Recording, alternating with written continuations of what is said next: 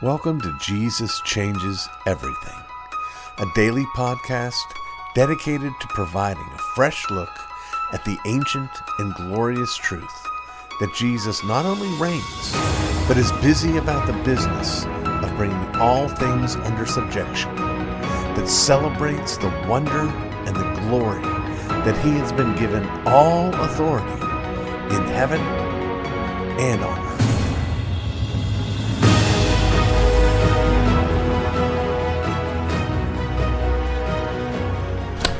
It's time once again for another segment of Sacred Marriage, and that means it's my great blessing to welcome onto this segment my precious wife, Lisa. Sweetheart, thank you for being with us. Thank you for having me. Of course. Now, this is a tough one. We have spent quite a bit of time talking about what we're going to talk about. Doesn't mean what you're getting is going to be rehearsed, but it does mean that it's really, really difficult, because one of the things that kind of defines sacred marriage in general, and certainly defines our experience in the sacred marriage God's brought us into, is that we are often under fire. Absolutely. The devil loves to assault marriages. He started in the garden, and he has not stopped. But I love that expression you once used in describing how God. Sailing never made a skillful navigator. That's a good one, but that's not the one. I'm thinking about how you described how the devil's minions get involved in our lives. And you describe some people as some demons in human suits or something like that. That, when our Bible talks about that we're not in a war with flesh and blood, and then I say they're demons in earth suits. Yes. Because that's how they operate. Absolutely. And we have been through that. And so we're going to have to talk about some things that are really difficult for us to talk about, that are really open things. But that, too, is something we're committed to. Yes. But I think it's prudent and wise to let our listeners know that if you're just cruising down the highway and listening to the podcast with your children playing in the back seat, buckled in, of course, that you might want to save this for another time. This should be a little bit more private than what we might normally do. Mm-hmm. Okay. Well, one of the things that we want to talk about is the reality that we have been experiencing really from before day one, very, very active assaults on the integrity of our marriage. We've had pushback. Now, we're going to unpack that a little bit, but I want, again, our readers to understand something. We're not here launching a counterattack. Right. We're not interesting. We are interesting. We're not interested in a counterattack. Because these things are in God's hands. But we do want to be an encouragement to our listeners, and we do want to be open and honest and let people know some of the things that we are going through. And it begins, in terms of you and me, even before we were married. A couple of experiences that each of us had separate from each other. I'm going to go first. Okay. And this is, again, hard to say, and honestly, the hardship is because how it hurts me in terms of my own self-image. Mm-hmm. But when my previous wife was dying, and she knew she was, at this point she is in hospice, and these are the last days, and we know that they're the last days. She took it upon herself to attempt to make a confession of infidelity. And I probably baptized my own lack of piety.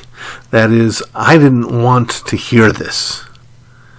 And I thought, it's not necessary for her to break this down and give me the details.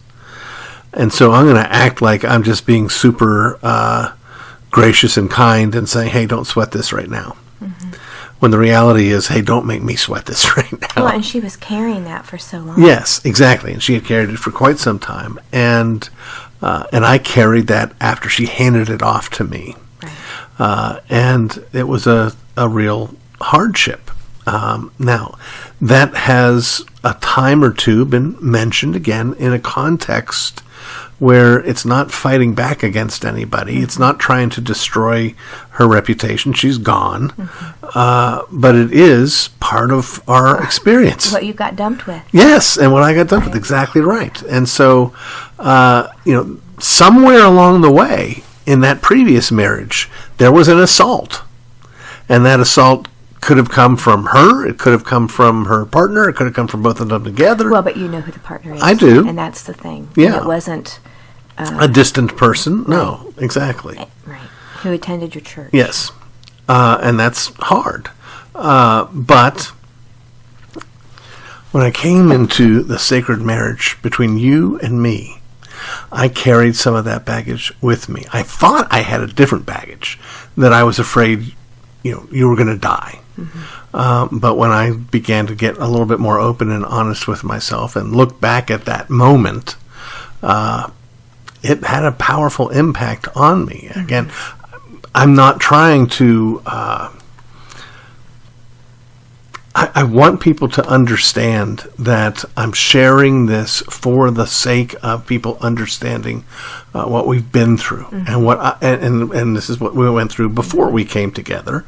I'm not trying to hurt anybody's reputation. I know that she can't defend herself, though I also know what happened. I was there. Right. And nobody how many else was people, there. when you do get divorced, bring all their exes to defend themselves? Right. That's really ridiculous. It is. Yeah. And I don't... Because it robs you of... what I went through, my own experience. It's like telling a person in the church, it's one of the reasons why they leave is because they get neglected. Yeah, or like someone who's been abused and they aren't allowed to tell their story. Right. Right. So that's part of what I brought into our relationship. But you also had some similar hardships that you went through that in some ways carry through into today.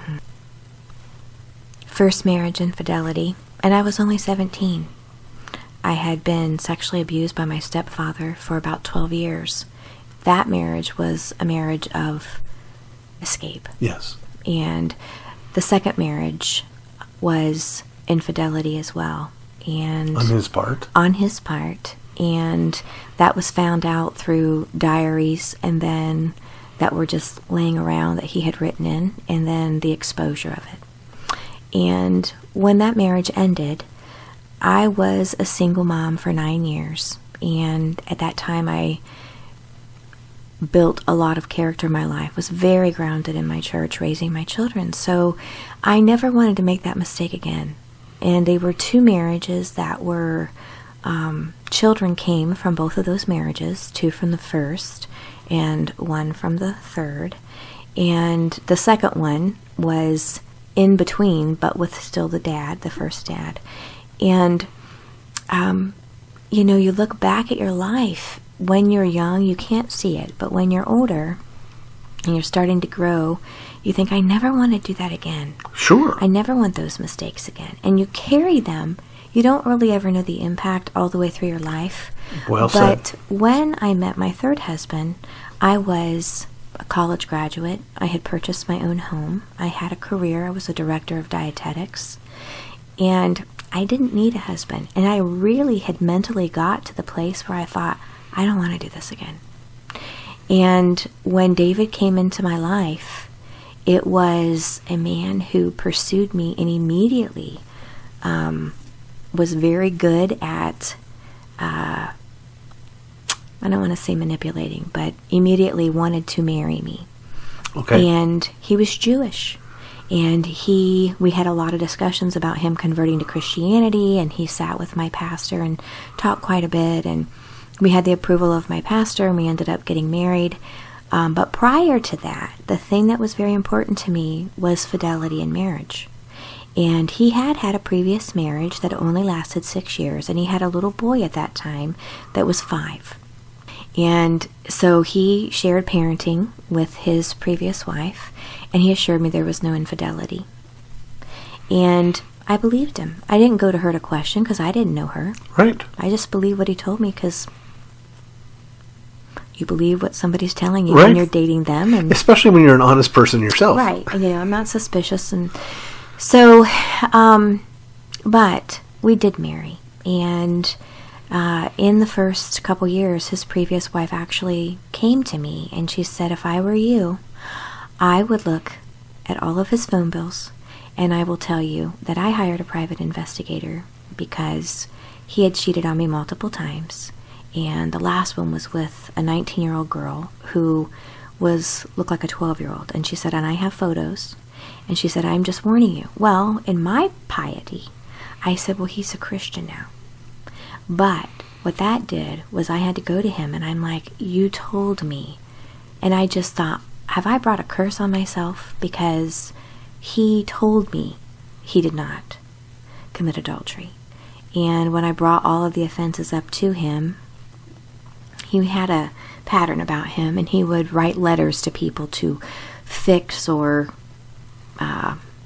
tell his side of the story. Yeah, he was not confrontational necessarily, but he was a behind-the-scenes manipulator. So when our marriage was about 3 years old, we had moved away from our hometown, and we lived in a north part of Ohio, which is actually 45 minutes from here. Mm-hmm. And it's actually how I got to Fort Wayne.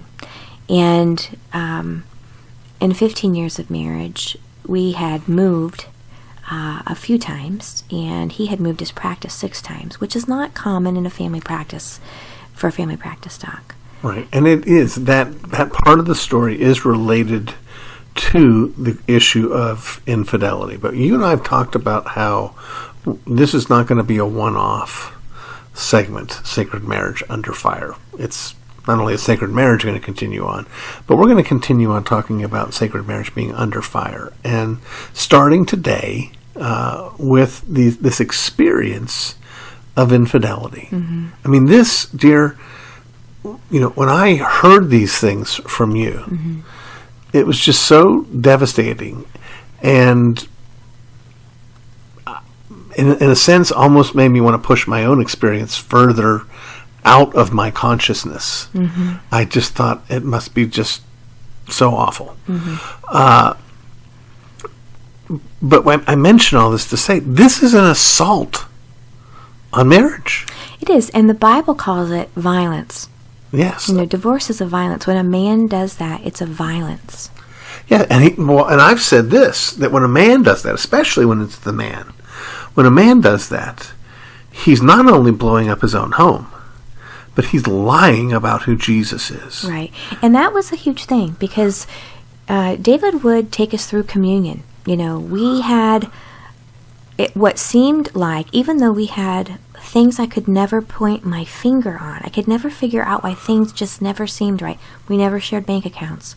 I lived on what I called my shut-up money. Here's your money, and shut up and don't ask me about mine. But the man made $35,000 to $55,000 a month.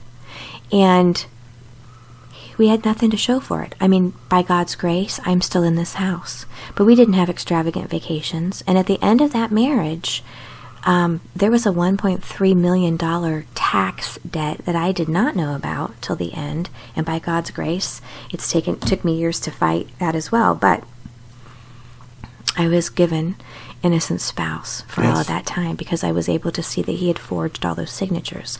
But let me go back and talk a little bit about the infidelity part. Sure. So he had plotted to basically dump the practice that he had built for several years, for about 9 years. And that was his second practice here in Fort Wayne. And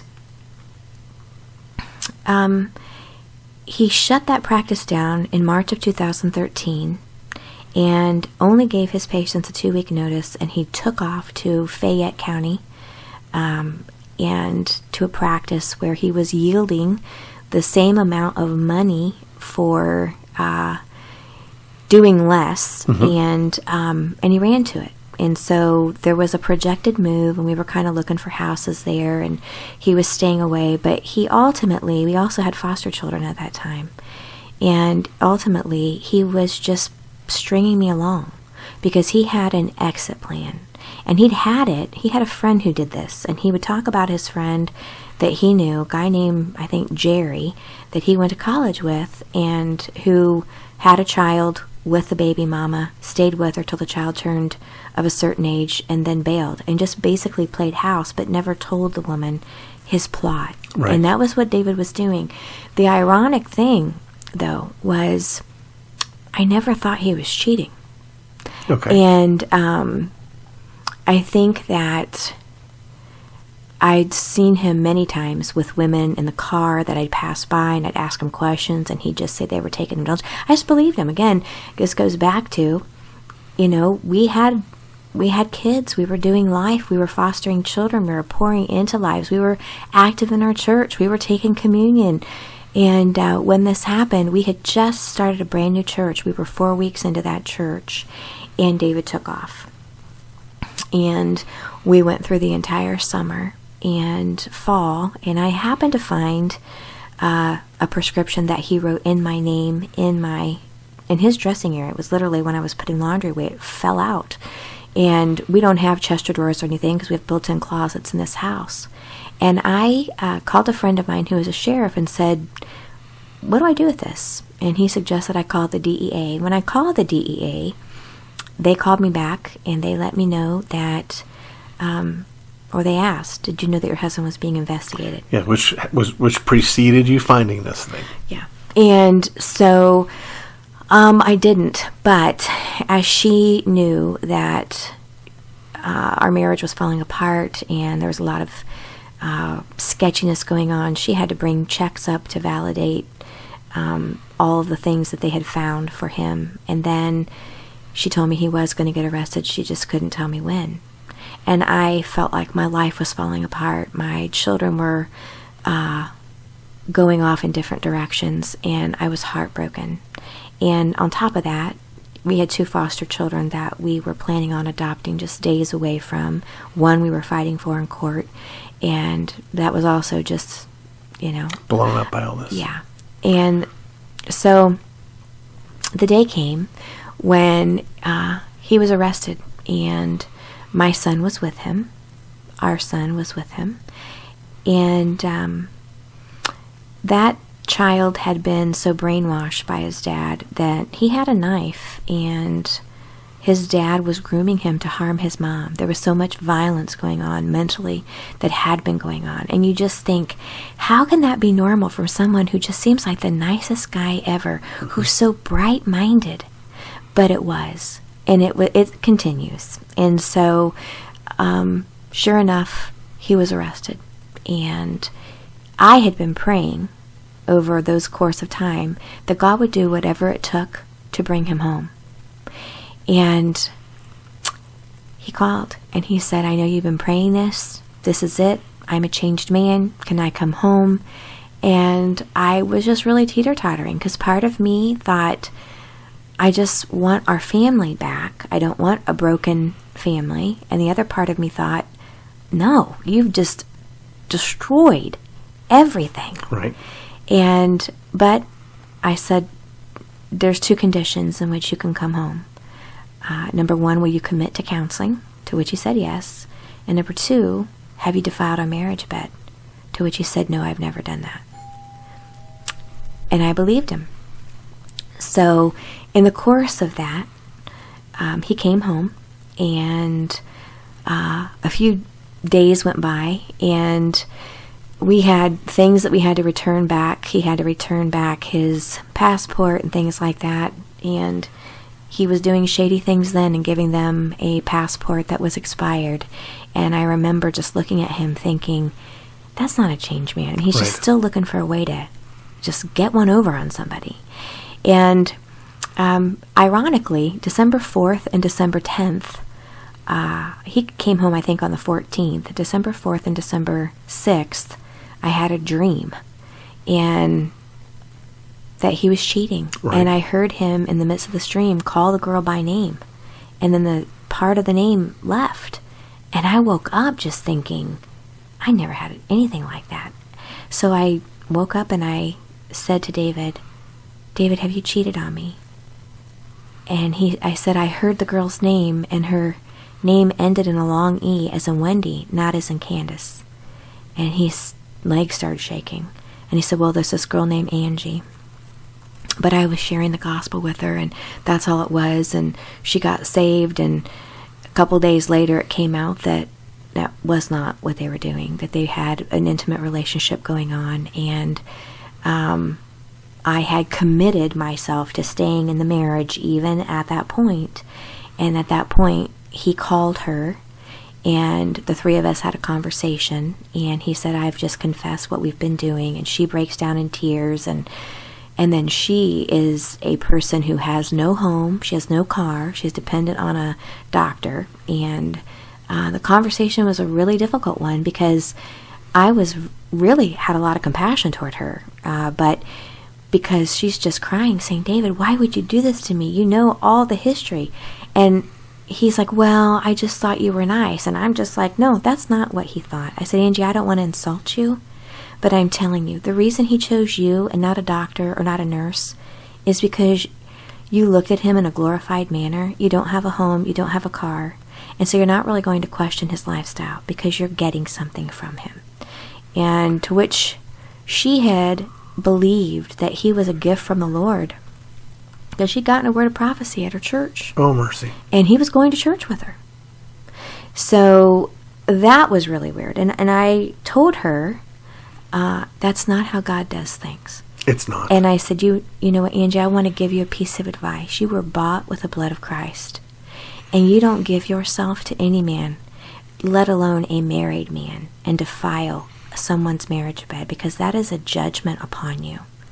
And she asked for forgiveness. I forgave her. We walked through months of that. But we went through a course of 6 months of counseling at our church. And every week there was something new from his past. Somebody new, somebody new. And when you find out that you had a 17 and a half marriage at the end, and 13 and 14 years of it was scandalous, and you didn't know. You just never could point your finger on what's wrong in this marriage. And at that point, I thought, I can't stay married to that. I'm living with a man who's a harlot himself. Yes. And it was a very, very difficult thing. And it's difficult to even hear it, let alone live it. I mean, I give all my sympathy, absolutely. But we are out of time already, believe it or not. One of the things I want people to take home from this conversation is the reality of the assault. Mm-hmm. It's real. It's real, and it's everywhere. And if you're not on your guard, then you're next. Right. So please guard that which is holy, which includes your marriage. We'll come back and we'll look at more of our own experience when we came together in future parts of this sort of sub-segment, Sacred Marriage Under Fire. For now, sweetheart, I want you to know that your husband loves you and that he's loyal to you. Amen. Sweetheart, I love you, darling. I love you too, honey. And I'm loyal to you.